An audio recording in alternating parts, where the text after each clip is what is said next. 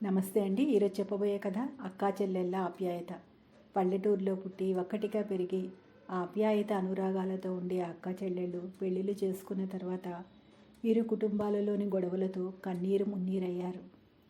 సౌమ్య అత్తగారు, దివ్య అత్తగారు గొడవలు ముగిసిన తర్వాత తోడల్లుళ్ళ కలహాలు ప్రారంభమైనాయి. ఈ అన్ని గొడవలను పరిష్కరిస్తూ అక్కా చెల్లెళ్ళు మునిపటిలా ఉండడానికి ఎంతో కృషి చేస్తారు. కథ చాలా బాగుందండి. మీరు కనుక మా ఛానల్ను మొదటిసారిగా చూస్తున్న వారైతే సబ్స్క్రైబ్ చేసుకోండి. కథ నచ్చితే లైక్ చేసి బెల్ ఐకాన్ ప్రెస్ చేయండి. నోటిఫికేషన్స్ అన్నీ మీకు అందుతుండడం వలన ఏ వీడియోనో మిస్ కాకుండా వినవచ్చు. ఇక కథలోకి వెళ్దామా. దివ్య, సౌమ్య ఇద్దరు పల్లెటూరు అందాల మధ్య జన్మించిన అక్కా చెల్లెళ్ళు. వారి మధ్య ప్రేమ చెట్ల ముంగిట నీటిలా ప్రవహించేది. పెద్దదైన దివ్య సౌమ్యకి అమ్మలా తోడుండేది. పెళ్లి కోసం పెద్దలు కృషితో మంచి సంబంధాలు చూసి నిర్ణయించారు. దివ్యకి రవి, రాఘవ్, సౌమ్యకి అభి, కిరణ్ అనే మంచి అబ్బాయిలతో పెళ్లిళ్ళు జరిగాయి. పెళ్లి తర్వాత ఇద్దరు అత్తారిళ్లకు వెళ్ళిపోయారు. మామల సంస్కృతిలో తేడాలు స్పష్టమయ్యాయి. దివ్య అత్తగారు క్రమశిక్షణ ప్రియురాలు, సౌమ్య అత్తగారు విమర్శకురాలు. తొలినాళ్లలో ఆనందంగా ఉన్న గొడవలు క్రమంగా ప్రారంభమయ్యాయి. అత్తమామల ఆదేశాలు బంధితుల్లా మారాయి. దివ్య తన బాధను తస్కరించి సౌమ్యకి చెప్పేది. సౌమ్య తన విషయాలు దివ్యకి చెప్పి ప్రబంధం పొందేది. అక్కా చెల్లెల మధుర స్మృతులు ఇక్కడ నుంచి తప్పిపోయాయి. అత్తారింటి ఒత్తిడిలో వారి నవ్వులు మసకబారాయి. గొడవల మధ్య దివ్య, సౌమ్య ఎదురు నిలబడ్డారు. దివ్య ఆ ఇంటి బాధ్యతలన్నీ చక్కబెట్టాలనుకుంది. ఆమె తన అత్తగారి మాటలను తట్టుకొని ముందుకు సాగింది. అయితే ఏదైనా తప్పు జరిగితే వెంటనే అత్తగారి విమర్శలు వచ్చేవి. సౌమ్య తన అత్తగారి గుండెను గెలుచుకునేందుకు ప్రయత్నించింది. కానీ ఆమె ఏ పని చేసినా అందులో తప్పులేవి చూసేవారు. అక్కా చెల్లెలు ఫోన్లో మాట్లాడుకుని తమ కష్టాలను పంచుకునేవారు. సహనం ఒక్కటే మాకు తోడు, దివ్య మౌనంగా చెప్పేది. ఇక్కడ దొరికే ప్రశాంతత మిగిలిన జీవితాన్ని ప్రభావితం చేస్తుంది సౌమ్య అనుకుంది. ఇద్దరూ తమను తాము ప్రోత్సహించుకుంటూ ముందుకు సాగుతున్నారు. ఒకరోజు సౌమ్య తన అత్తగారితో పెద్ద గొడవకి దిగింది. ఆ రోజు ఆమె కన్నీరు ఆపుకోలేక దివ్యకి ఫోన్ చేసింది. అక్క, నాకు ఇక్కడ ఆగడం కష్టమవుతుంది, సౌమ్య ఆవేదనతో చెప్పింది. దివ్య తన చెల్లెల బాధను నొప్పిగా భావించింది. మనమిద్దరం కలిసి ఈ సమస్యకు పరిష్కారం చూపాలి, దివ్య ధైర్యంగా చెప్పింది. ఆ రోజు నుంచే దివ్య, సౌమ్య కొత్త వ్యూహాలు పన్నాయి. సౌమ్య తన అత్తగారితో కోపం తగ్గించుకోవాలని ప్రయత్నించింది. ఇక్కడ మనం ఇల్లు బాగు చేసుకోవాలి, మనమే శాంతిగా ఉండాలి అని తన భర్త కిరణ్కి చెప్పింది. కిరణ్ తన తల్లిని ఒప్పించి సౌమ్యకి సహాయం చేయడానికి ప్రయత్నించాడు.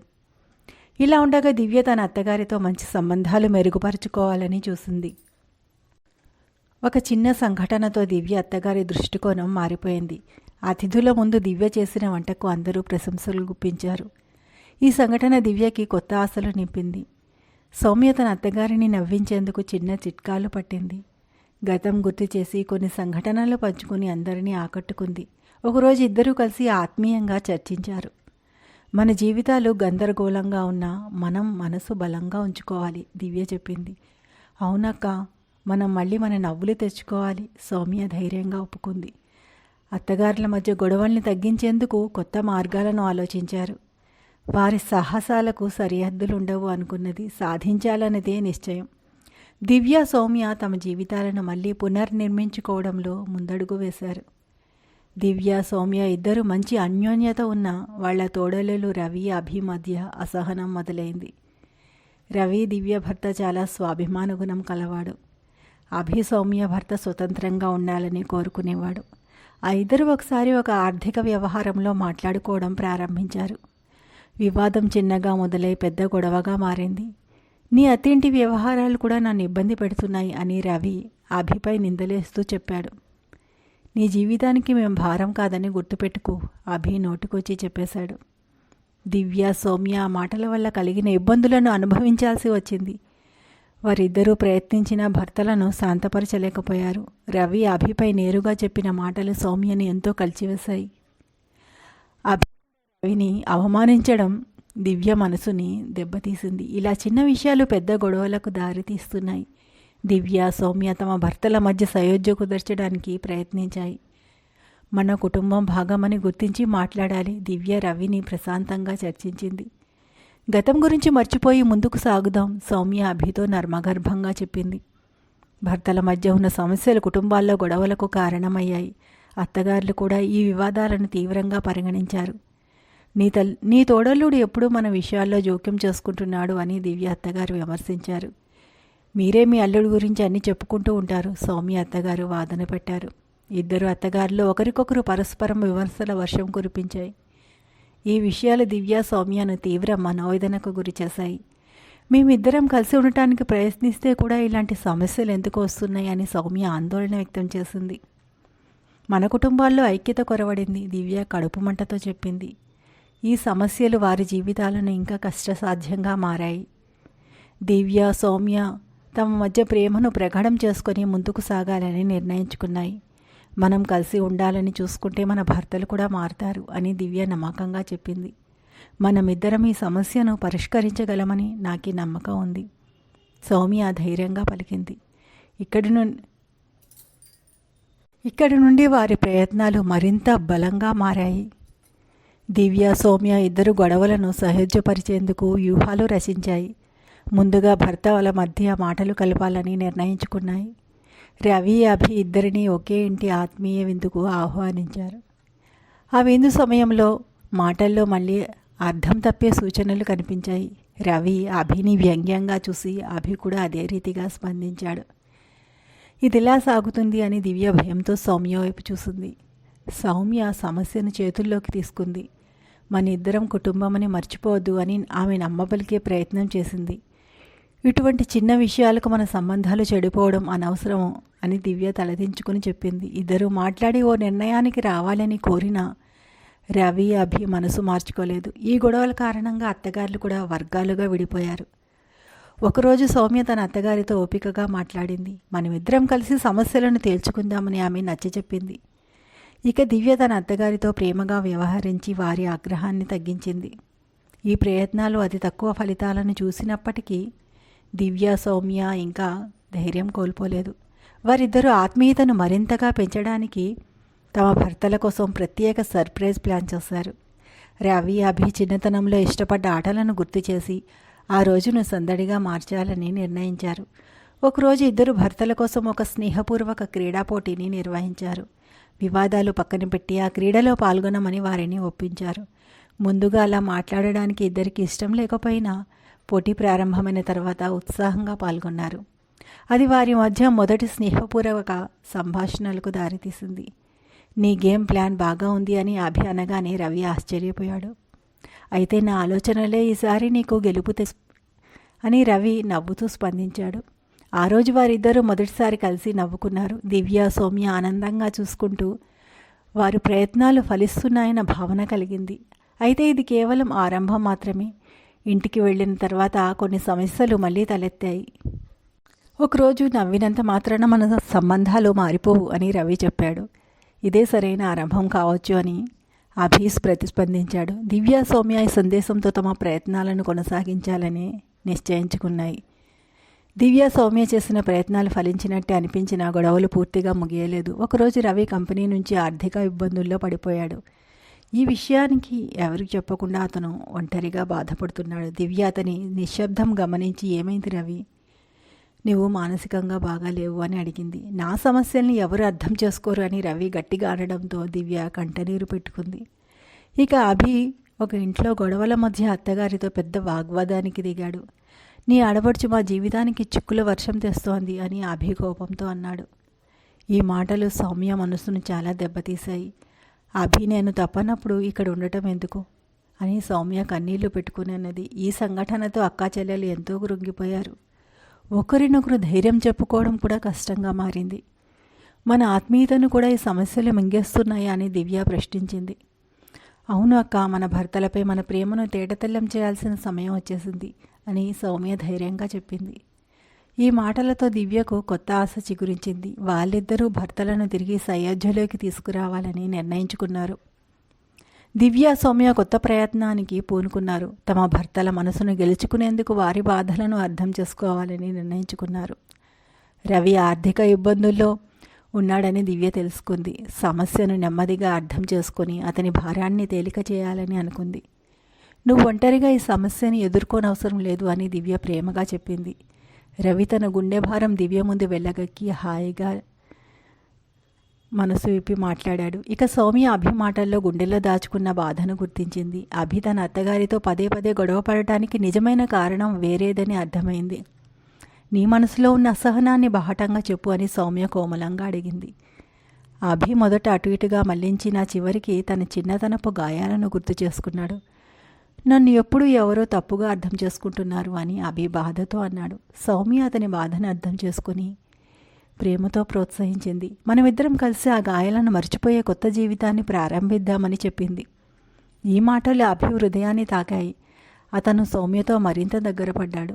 దివ్య, సౌమ్య తమ భర్తల గుండెల్లో నిజమైన సమస్యలను అర్థం చేసుకుని వారిని మార్పు దిశగా నడిపించారు. దివ్య, సౌమ్య ఇద్దరు తమ కుటుంబాలను మళ్ళీ ఒక్కటిగా నిలబెట్టేందుకు కృషి కొనసాగించారు. ఒకరోజు వీరికి పెద్ద పరీక్ష ఎదురైంది. రవి కంపెనీ పూర్తిగా మూతపడటంతో కుటుంబ ఆర్థిక పరిస్థితి మరింత క్షీణించింది. రవి తల్లిదండ్రులు అతనిపై తీవ్ర ఒత్తిడి తెచ్చారు. నీ కుటుంబాన్ని ఎలా చూసుకుంటావు అని అత్తగారు ప్రశ్నించారు. ఇక అభి తన అత్తగారితో ఉన్న విభేదాలను పెంచుతూ సౌమ్యను అనవసరంగా బలహీనపరచడం ప్రారంభించాడు. ఈ పరిస్థితుల్లో దివ్య, సౌమ్య మానసికంగా బలంగా ఉండాలని నిర్ణయించుకున్నారు. మన భర్తలు కష్టాల్లో ఉన్నప్పుడు మనమంతా ఐక్యంగా ఉండాలి అని దివ్య చెప్పింది. కష్టాలను పంచుకోవడం ద్వారా మాత్రమే మన బంధాలు బలపడతాయి. సౌమ్య అంగీకరించింది. ఈ సంకల్పంతో వాళ్ళు తమ కుటుంబం మొత్తానికి చర్చలు ప్రారంభించారు. దివ్య తన తల్లిదండ్రులతో మాట్లాడి రవికి అవసరమైన ఆర్థిక సహాయం తెచ్చింది. అతనికి ఏమీ తెలియకుండా రవిని తిరిగి ముందుకు నడిపేందుకు సహకరించింది. ఇక సౌమ్య అభి ప్రవర్తనలో మార్పు తీసుకురావడానికి ప్రత్యేకంగా ప్రయత్నించింది. తన అత్తగారితో నేరుగా మాట్లాడి మన కుటుంబం గురించి చర్చించాలి అని అంది. ఈ మాటలతో అత్తగారి గుండె కొంచెం మెత్తబడింది. నువ్వు నన్ను ఇంత ప్రేమగా అడుగుతున్నావంటే నేను అత్తగారు అంగీకరించారు. ఇద్దరు అక్క చెల్లెలు తమ కుటుంబాలు కలిసి నడిచేలా ఒక ప్రత్యేక విందు ఏర్పాటు చేశారు. ఈ విందులో రవి, అభి మొదటంతా అలజడిగా ఉన్నా గడిచిన సందర్భాలను గుర్తు చేసుకున్నారు. తమ జీవితంలోని అనేక పాఠాలను చర్చించి కొంచెం రిలాక్స్ అయ్యారు. మన మధ్య చాలా తేడాలు ఉన్న మన బంధం, మన విలువలను గుర్తించాలి అని దివ్య రవికి చెప్పింది.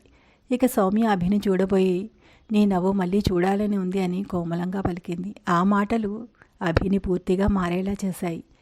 ఇద్దరు భర్తలు తమ తప్పులను అంగీకరించి కుటుంబం కోసం కలిసి ఉండాలని నిర్ణయించుకున్నారు. విందు విజయవంతం అవడంతో కుటుంబంలో కలహాలు తగ్గుముఖం పట్టాయి. దివ్య, సౌమ్య తమ కుటుంబాలను సాయంత్రం ఇంటి గడప దగ్గర కూర్చొని గుండె నిండా నవ్వుతూ చూస్తూ తృప్తిగా అనుకున్నారు. విందు విజయవంతమైన పాతగాయాలు పూర్తిగా మానలేదు. రవి రాత్రి దివ్యతో మాట్లాడుతూ తన బాధను విప్పాడు. నువ్వు నాకు అండగా లేకపోతే ఈరోజు నేను పూర్తిగా విఫలమయ్యేవాణ్ణి అని రవి భావోద్వేగంగా అన్నాడు. మనమిద్దరం కలిసి సమస్యల్ని ఎదుర్కోవాలి. నీ ఒంటరితనాన్ని నేను భరించలేను అని దివ్య తన ప్రేమను వ్యక్తం చేసింది.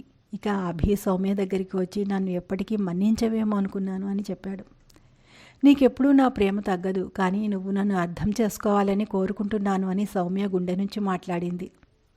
ఇద్దరు భర్తలు తమ తగువుల మూలాన్ని గుర్తించి ఒప్పుకోగలిగారు. ఇక అత్తగారులు కూడా తమ పొరపాట్లను అర్థం చేసుకున్నారు. మన అత్తింటి గొడవలు మాలోనే సమస్యలను సృష్టించాయని దివ్య అత్తగారు అనుకున్నారు.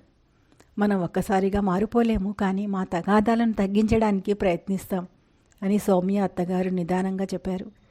ఈ మాటలు విన్న దివ్య, సౌమ్య కళ్ళల్లో ఆనంద బాష్పాలు ద్రవించాయి. అక్క, మన కష్టాలు కొంచెం కొంచెంగా తీరుతున్నాయి అని సౌమ్య ఆనందంగా చెప్పింది. మన ప్రయత్నాలు వృధా కాలేదని తెలుస్తోంది అని దివ్య మెల్లగా నవ్వింది. కొన్ని వారాల తర్వాత రవి, అభి ఇద్దరూ కలిసి పనిచేయడానికి నిర్ణయించారు. రవి తన ఆర్థిక సమస్యలను అధిగమించడానికి అభి సహాయం అందించాడు. ఇప్పుడు మనం నిజంగా కుటుంబంగా ఉండాలని అనిపిస్తోంది అని అభి చెప్పాడు. రవి తొలిసారి అభితో స్నేహపూర్వకంగా నవ్వుతూ, నువ్వు మంచి మిత్రుడివి, కానీ అది చాలా ఆలస్యంగా అర్థమైంది అని అన్నాడు. ఇక అత్తగారులు కూడా ఒకరికొకరు ప్రేమతో చర్చించడానికి ముందుకు వచ్చారు. మన పిల్లల కోసం మనమిద్దరం కలిసి ఉండాలి అని దివ్య అత్తగారు అన్నప్పుడు సౌమ్య అత్తగారు తలూపారు. అప్పటి నుంచి ఇద్దరు అత్తగారులు కూడా తమ పనుల్లో సమన్వయం చేసుకోవడం ప్రారంభించారు. అక్కా చెల్లెలు తమ కుటుంబాల్లో సంతోషాన్ని చూస్తూ ఆనందంతో మునిగిపోయారు. ఇలాంటి క్షణాల కోసమే మనం కష్టపడ్డామని దివ్య చెప్పింది. అవునక్క, మన ప్రేమకు మన సర్దుబాటు శక్తికి ఇదే బహుమానం అని సౌమ్య పులకరించింది. ఇంట్లో చిన్న పండుగ ఏర్పాటు చేసుకుని అందరూ కలిసికట్టుగా సంబరాలు చేసుకున్నారు. అబ్బాయిలు తమ తల్లిదండ్రులకు గౌరవంగా వ్రతాలు నిర్వహించారు. ఇద్దరు అత్తమామలు, ఇద్దరు తోడళ్ళు ఇప్పుడు ఒక్కటైన కుటుంబం అనే భావన కలిగించారు. అక్కడ నడిచిన ప్రేమ, నమ్మకం, పరస్పర గౌరవం తమ కష్టాలను మరిచిపోయేలా చేసింది. దివ్య, సౌమ్య ఇద్దరు ఒక మూలన కూర్చొని వారి జీవితంలో ఈ శుభ పరిణామాన్ని తిలకించారు. మన కుటుంబంలో సుఖశాంతులు ఉండేలా మనం సాధించగలిగామని దివ్య ఆనందంతో చెప్పింది. ఇది కేవలం మన కృషి ఫలితం కాదు, మన హృదయాల బలానికి గుర్తింపు అని సౌమ్య కలపగా పలికింది. ఇది వారికి కొత్త ఆరంభం లాంటి రోజు. ఇప్పుడు మన ఇద్దరికీ మన మునుపటి ఆనందాన్ని పొందే అవకాశం దొరికింది అని దివ్య తన మాటలను ముగించింది. అక్క, మన బంధం ఎంత గొప్పదో మళ్ళీ మళ్ళీ రుజువైంది అని సౌమ్య ఓదార్పుగా నవ్వింది. ఆ రోజు సాయంత్రం అందరూ కలిసి ఇల్లు విడిచి తోటలో పచ్చని చెట్లు చూడటానికి బయలుదేరారు.